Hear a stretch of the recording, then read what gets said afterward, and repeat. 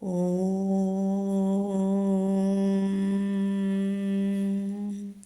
ശ്രീ ഗുരുഭ്യോ നമഃ.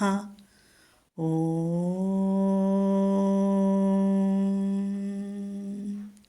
ശ്രീ പരമാത്മനേ നമഃ. ഓം ശ്രീലളിതാംബികായൈ നമഃ. ഓം നമോ നാരായണായ. ഓം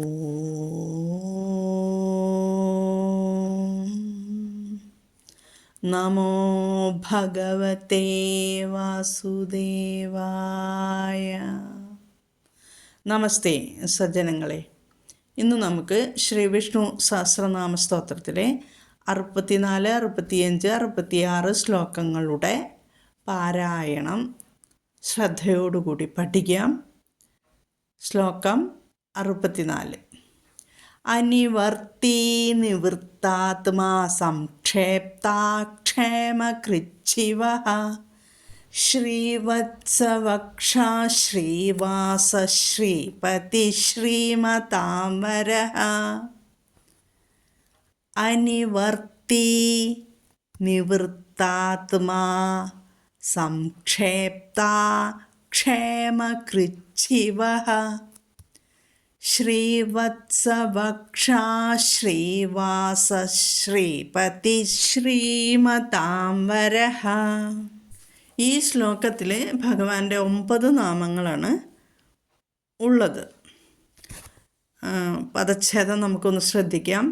അനിവർത്തി നിവൃത്താത്മാ സംക്ഷേപ്ത ക്ഷേമകൃത് ശിവഃ ശ്രീവത്സവക്ഷാഃ ശ്രീവാസഃ ശ്രീപതിഃ ശ്രീമതാംബരഃ. അനിവർത്തി എന്ന് പറഞ്ഞാൽ ധർമ്മത്തിൽ നിന്ന് വിമുഖനാവാത്തവൻ. അതായത് ദേവാസുര യുദ്ധത്തിൽ നിന്ന് പിന്മാറിയില്ല ദേവനും അസുരനും. അപ്പോൾ ആ യുദ്ധത്തിൽ നിന്ന് പിന്മാറാതിരിക്കുന്നവൻ, ധർമ്മത്തിൽ നിന്ന് വിമുഖനാവാത്തവൻ. അടുത്ത നിവൃത്താത്മാ, വിഷയങ്ങളിൽ നിന്ന് നിവൃത്തമായ ആത്മാവുള്ളവൻ, നിവൃത്താത്മാ. സംക്ഷേപ്ത, വിസ്തൃതമായ ജഗത്തിനെ സംക്ഷിപ്ത രൂപത്തിൽ ഉൾക്കൊണ്ടിരിക്കുന്നവൻ. ക്ഷേമകൃത്ത്, തന്നെ പ്രാപിക്കുന്ന വസ്തുവിന് ക്ഷേമം, അതായത് രക്ഷ നൽകുന്നവൻ ക്ഷേമകൃത്ത്. ശിവഃ, ശിവം എന്ന് വെച്ചാൽ എല്ലാവരെയും ആക്കുന്നവൻ. ശിവം പരിശുദ്ധരാക്കി ചെയ്യുന്നവനാണ് ശിവൻ. ശിവഃ, തൻ്റെ നാമസ്മരണം കൊണ്ട് തന്നെ എല്ലാവരെയും പരിശുദ്ധരാക്കി ചെയ്യുന്നവനാണ് ശിവഃ. ശ്രീവത്സവക്ഷാഃ, ശ്രീവത്സം എന്ന അടയാളമുള്ള വക്ഷസ്സോടു കൂടിയവൻ. ശ്രീവാസഃ, ഒരിക്കലും മാറാതെ വക്ഷസ്സിൽ ശ്രീവസിക്കുന്നവൻ. ശ്രീവാസഃ, വക്ഷസ്സിൽ ശ്രീ വസിക്കുന്നവൻ. ശ്രീവാസഃ. ശ്രീപതിഃ, ശ്രീയുടെ പതിയായിരിക്കുന്നവൻ ശ്രീപതി. ശ്രീമതാംബരഃ, ശ്രീമാന്മാരിൽ വെച്ച് പ്രധാനിയായവൻ. ഇതാണ് ചെറുതാക്കി അർത്ഥം പറഞ്ഞാൽ മനസ്സിലാക്കേണ്ടത്. ഇനി ശ്ലോകപാരായണം അധികം വിഷമില്ല, ശ്രദ്ധിക്കുക. അനിവർത്തി നിവൃത്താത്മാ, നിവൃത്താത്മാ, വൃ പറയുക, താ പറയുക, ആത്മാ തമാ. നിവൃത്താത്മാ സംക്ഷേപ്ത ക്ഷേമകൃത്ത്. ഇവിടെ ഒരു വ്യത്യാസം വരുന്നുണ്ട്. 2 വാക്കുകളാണ്. ക്ഷേമകൃത്ത് പിന്നെ ശിവഃ. ഇത് കൂടി ചേർന്നിട്ടാണ് ഇത് പഠിപ്പിച്ചിട്ടുണ്ട്. തേയും സായും ഷായും കൂടി വരുമ്പോൾ അവിടെ ഛ 2 ഛ വരുന്നു എന്നുള്ളത്. ക്ഷേമകൃച്ഛിവഹ കേട്ടോ, കൃത്ത് എന്നാണ്, അത് മാറി 2 ഛ വരുന്നു. ക്ഷേമകൃച്ഛിവഹ. അപ്പോൾ അനിവർത്തി നിവൃത്താത്മാ സംക്ഷേപ്താക്ഷേമകൃച്ഛിവഹ. അനിവർത്തി നിവൃത്താത്മാ സംക്ഷേപ്താക്ഷേമകൃച്ഛിവഹ. അടുത്ത വരി ശ്രീവത്സവക്ഷ. ശ്രീവത്സ ആണെന്ന് പറഞ്ഞു തന്നിട്ടുണ്ട്. ശ്രീവത്സവക്ഷ. അത് കഴിഞ്ഞിട്ട് വിസർഗം കഴിഞ്ഞിട്ട് ശ്രീവാസഹ. അറിയാവുന്നതാണ് എല്ലാവർക്കും. ഷ വന്നിരിക്കുന്നു, ഷ ചൊല്ല. ശ്രീവത്സവക്ഷ ശ്രീവാസ ശ്രീപതി ശ്രീപതാംബരഃ. അപ്പോൾ ശ്രീവാസഹ വാസഹ. അത് കഴിഞ്ഞിട്ട് ശ്രീപതി, അവിടെയും വാസശ് എന്ന് പറയണം. ശ്രീവാസശ് വരണം, അല്ലെങ്കിൽ ശ്രീപതി എന്ന് ശ്രീ കടുപ്പിച്ച് ചൊല്ലാം. ശ്രീ മാത്രം കേട്ടോ, പാ കടുപ്പിക്കരുത്. ശ്രീപതി ശ്രീമതാംബരഃ. ശ്രീവത്സവക്ഷ ശ്രീവാസ ശ്രീപതി ശ്രീമതാംബരഃ. അവിടെ ശ്രീമതാംബരഃ അനുസ്വാരം ഉച്ചരിക്കാം. അനിവർത്തി നിവൃത്താത്മാ സംക്ഷേപ്താക്ഷേമകൃച്ഛിവഃ. ശ്രീവത്സവക്ഷ ശ്രീവാസ ശ്രീപതി ശ്രീമതാംബരഃ. പഠിച്ചല്ലോ. അനിവർത്തി നിവൃത്താത്മാ സംക്ഷേപ്താക്ഷേമകൃച്ഛിവഃ. ശ്രീവത്സവക്ഷ ശ്രീവാസ ശ്രീപതി ശ്രീമതാംബരഃ. ഇനി അടുത്ത ശ്ലോകം പഠിക്കാം. ശ്ലോകം 65. ശ്രീധ ശ്രീശ ശ്രീനിവാസ ശ്രീനിധി ശ്രീ വിഭാവനഃ. ശ്രീധര ശ്രീകര ശ്രേയ ശ്രീമാൻ ലോകത്രയാശ്രയഃ. ശ്രീധ ശ്രീശ ശ്രീനിവാസ ശ്രീനിധി ശ്രീവിഭാവനഃ. ശ്രീധര ശ്രീകര ശ്രേയ ശ്രീമാൻ ലോകത്രയാശ്രയഃ. ഈ ശ്ലോകത്തിൽ ഭഗവാന്റെ 10 നാമങ്ങളാണ് ഉൾപ്പെട്ടിട്ടുള്ളത്. അവ ശ്രീധഃ, ശ്രീശഃ, ശ്രീനിവാസഃ, ശ്രീനിധിഃ, ശ്രീവിഭാവനഃ, ശ്രീധരഃ, ശ്രേയഃ, ശ്രീമാൻ, ലോകത്രയാശ്രയഃ. ലോകത്രയ ആശ്രയഃ, ലോകത്രയാശ്രയഃ കൂട്ടി ഒറ്റ നാമമായിട്ട് പറയുന്നു. ഇതിലെല്ലാം വിസർഗം കഴിഞ്ഞിട്ട് ഷാ വന്നിരിക്കുന്നു. വിസർഗം കഴിഞ്ഞിട്ട് ഷാ വന്നാൽ എന്ത് വേണം? വിസർഗസ്ഥാനത്ത് ഷ എന്ന് പറയണം, അല്ലെങ്കിൽ അടുത്ത് വരുന്ന ഷാ ഇരട്ടിപ്പിച്ച് ചൊല്ലണം. അതേത് വേണമെങ്കിലും തിരഞ്ഞെടുക്കാം, സൗകര്യപൂർവ്വം കേട്ടോ. ശ്രീധ ശ്രീശ ശ്രീനിവാസ ശ്രീനിധി ശ്രീവിഭാവനഃ. ശ്രീധ ശ്രീശ ശ്രീനിവാസ ശ്രീനിധി ശ്രീവിഭാവനഃ. വിസർഗസ്ഥാനത്ത് ഷ ഉച്ചരിച്ച് പോകുന്നു. ഇനി അടുത്ത വരി ശ്രീധര ശ്രീകര ശ്രേയ ശ്രീമാൻ ലോകത്രയാശ്രയഃ. ശ്രീധരഃ ശ്രീകരഃ, അവിടെ ഷ കൊടുക്കുക, അല്ലെങ്കിൽ ശ്രീ കടുപ്പിക്കാം. ശ്രേയഃ ഷ കൊടുക്കുക. ശ്രീമാൻ ലോകത്രയാശ്രയഃ. ശ്രീമാൻ, ശ്രീമാം ലോകത്രയാശ്രയഃ എന്നാണ് അവിടെ ഉള്ളത്. അത് നമുക്ക് ശ്രീമാൻ എന്ന് വ്യക്തമായിട്ട് ചൊല്ലാം. ശ്രീമാൻ ലോകത്രയാശ്രയഃ. ലോകത്രയാശ്രയഃ കേട്ടോ. ശ്രീധ ശ്രീ ധാഘോഷമാണ്. ശ്രീധര അല്ല, ശ്രീധരയിൽ ധാഘോഷമാണ്. ശ്രീധര ശ്രീകര ശ്രേയ ശ്രീമാൻ ലോകത്രയാശ്രയഃ. ശ്രീധ ശ്രീശ ശ്രീനിവാസ ശ്രീനിധി ശ്രീവിഭാവന. ഇടയ്ക്ക് നമ്മൾ അമ്മമാരാണ് ഇടയ്ക്ക് ശ്വാസം എടുക്കണമെങ്കിൽ എവിടെയെങ്കിലും മുറിച്ച് ശ്വാസം എടുത്തോളൂ, പക്ഷേ ചൊല്ലിക്കഴിയണം കേട്ടോ.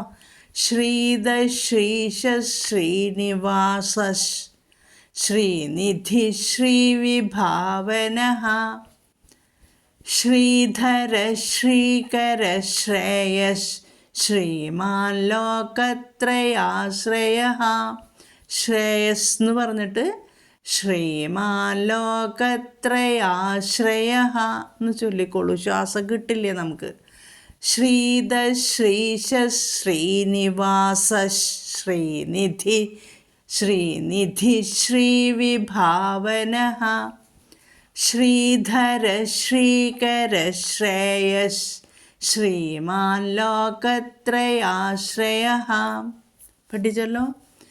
ശ്രീധ ഭക്തന്മാർക്ക് ശ്രീയെ ദാനം ചെയ്യുന്നവൻ.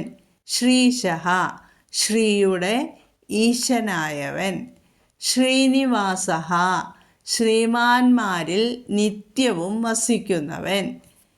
ശ്രീനിധിഃ സകല ശ്രീകളും നിധാനം ചെയ്യുന്നവൻ, ചെയ്തിരിക്കപ്പെട്ടവൻ. നിധാനം എന്ന് വെച്ചാൽ എന്താണ്? സൂക്ഷിച്ചു വയ്ക്കുന്നവൻ. ശ്രീവിഭാവനഃ എല്ലാ പ്രാണികൾക്കും അവരുടെ കർമാനുസാരിയായ ഐശ്വര്യങ്ങളെ ദാനം ചെയ്യുന്നവൻ. ശ്രീവിഭാവനഃ. ശ്രീധരഃ എല്ലാ പ്രാണികളുടെയും മാതാവായ ശ്രീയെ മാർവിടത്തിൽ ധരിച്ചിരിക്കുന്നവൻ. ശ്രീധരൻ. ശ്രീധരഃ. ശ്രീകരഃ ഭക്തന്മാരെ ശ്രീയോടുകൂടിയവരാക്കി ചെയ്യുന്നവൻ. ശ്രീകരഃ. ശ്രേയഃ ഒരിക്കലും നശിക്കാത്ത സുഖത്തെ പ്രാപിക്കലായ ശ്രേയസിൻ്റെ രൂപമായിരിക്കുന്നവൻ. ശ്രേയഃ ഒരിക്കലും നശിക്കാത്ത സുഖത്തെ പ്രാപിക്കലായ ശ്രേയസിൻ്റെ രൂപമായിരിക്കുന്നവൻ. ലോകത്രയാശ്രയഃ മൂന്ന് ലോകങ്ങളുടെയും ആശ്രയമായിട്ടുള്ളവൻ. ലോകത്രയാശ്രയഃ ലോകത്രയ ആശ്രയഃ ലോകത്രയാശ്രയഃ. ഇപ്പോൾ എല്ലാം മനസ്സിലായല്ലോ. ശ്രീധ ശ്രീശ ശ്രീനിവാസ ശ്രീനിധി ശ്രീവിഭാവന. ശ്രീധര ശ്രീകര ശ്രേയസ് ശ്രീമാൻ ലോകത്രയാശ്രയ. ഇനി അടുത്ത ശ്ലോകത്തിലേക്ക് പോകാം. ശ്ലോകം 66. സ്വക്ഷസ്വംഗശതാനന്ദോ നന്ദിർജ്യോതിർഗണേശ്വരഃ വിജിതാത്മാ വിധേയാത്മാ സത്കീർത്തിശ്ചിന്ന സംശയഃ. സ്വക്ഷസ്വംഗശതാനന്ദോ നന്ദിർജ്യോതിർഗണേശ്വരഃ വിജിതാത്മാ വിധേയാത്മാ സത്കീർത്തിശ്ചിന്ന സംശയഃ. ഇതിൽ ഭഗവാന്റെ 9 നാമങ്ങളാണ് ഉള്ളത്. അവ സ്വക്ഷഃ സ്വക്ഷഃ സ്വംഗഃ ശതാനന്ദഃ നന്ദിഃ ജ്യോതിഃ ഗണേശ്വരഃ. ഇവിടെ ജ്യോതിർഗണേശ്വരഃ എന്ന് ഒറ്റ നാമമായിട്ടാണ് പറയുന്നത്, പക്ഷെ അവിടെ രേഭം കൂടി ചേരുന്നുണ്ട്. നന്ദിഃ ജ്യോതിഃ ഗണേശ്വരഃ വിജിതാത്മാ അവിധേയാത്മാ. അവിടെ അവിധേയാത്മാ എന്നാണ്, പ്രശ്ലേഷ ചിഹ്നമുണ്ട്. ചില പുസ്തകങ്ങളിൽ വിധേയാത്മാ എന്നും പറഞ്ഞു തരുന്നുണ്ട്, പക്ഷെ അവിധേയാത്മാ. സത്കീർത്തിഃ ഛിന്ന സംശയഃ. ഇത്രയാണ് നാമങ്ങൾ, 9 നാമങ്ങൾ. അപ്പോൾ ഇവിടെ മാറ്റങ്ങൾ വരുന്നത് സ്വക്ഷഃ സ്വംഗഃ.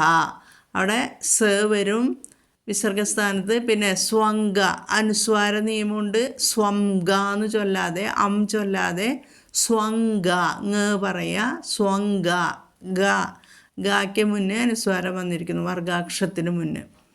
പിന്നെ ശതാനന്ദ, ശത ത പറയുക. ശതാനന്ദ, ആനന്ദം എന്നുള്ള എന്താ, മൃദു. ശതാനന്ദ. നന്ദിർ, നന്ദി എന്ന് പറയുമ്പോൾ മൃദു, നന്ദി. നന്ദിർ ജ്യോതിർ, തീ പറയുക. ജ്യോതിർ ഗണേശ്വര. വിജിതാത്മാ, താ പറയുക. വിജിതാത്മാ. അവിധേയാത്മാ, അവിധേയാത്മാ. സത്കീർത്തി, പിന്നെ സത്കീർത്തി. ഛിന്ന സംശയ, ഛിന്ന, ഛ കടുപ്പിക്കുക. ഇനി ഇതിൻ്റെ അർത്ഥം സ്വക്ഷ, സുന്ദരങ്ങളായ അക്ഷികളോട് കൂടിയവൻ. സ്വങ്ക, സുന്ദരങ്ങളായ അംഗങ്ങളോട് കൂടിയവൻ. ശതാനന്ദ, ഏകനും പരമാനന്ദ സ്വരൂപനുമാണെങ്കിലും അനേകം പ്രകാരത്തിലായിത്തീർന്നവൻ. എങ്ങനെ? ഉപാധികൾ ഭേദം കൊണ്ട് അനേകം പ്രകാരത്തിലായിത്തീരുന്നവൻ. നന്ദിഹി, പരമാനന്ദ സ്വരൂപൻ.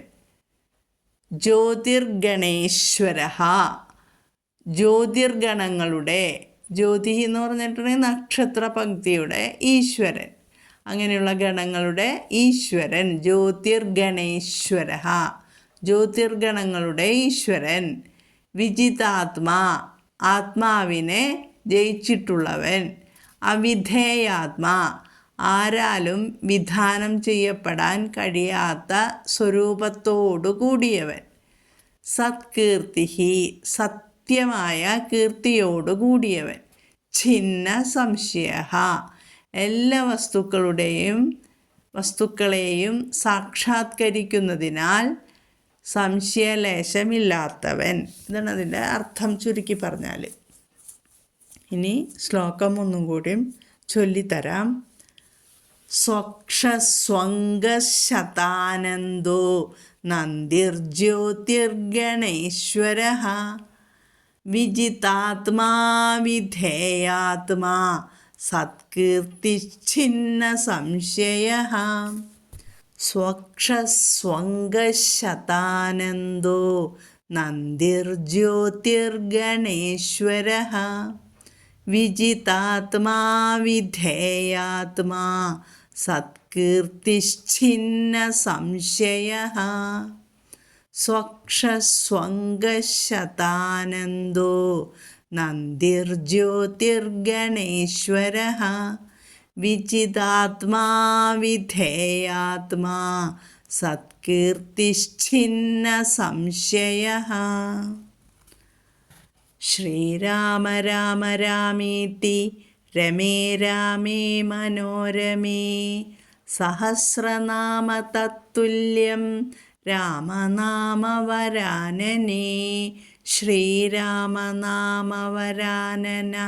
ഓം നമൈതി. ഹരി ഓം. ഓം ശ്രീ ഗുരുഭ്യോ നമഃ. ഹരി ഓം. ഓം തത്സത്.